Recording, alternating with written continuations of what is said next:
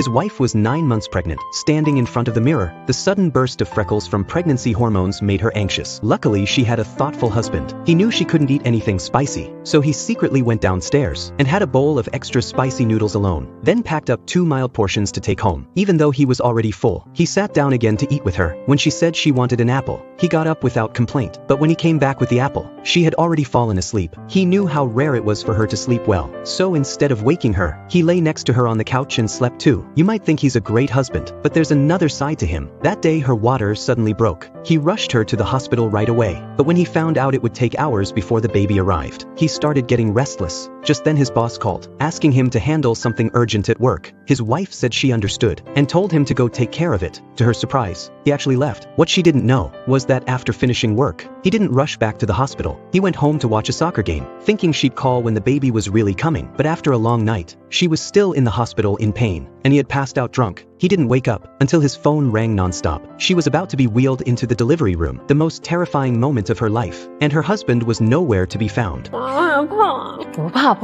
She pushed through the pain with all her strength, finally giving birth to the baby, and that's when he showed up. But the first thing he did was take the placenta. Turns out on the way over, his mom told him again and again, make sure you bring back the placenta. She wanted to cook it for her youngest son's health. When his wife was wheeled out of surgery, she looked around and saw no one waiting. It wasn't until a friend called that he realized she was already out of the delivery room. When he finally walked into the hospital room, the first thing he said was, his wife's face instantly changed.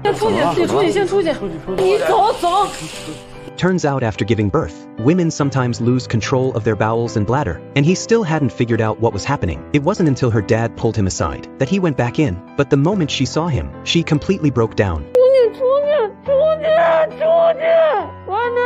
But in the end, she had no choice but to let him help clean her up, and when she saw the look of disgust on his face, she just wanted to disappear from shame.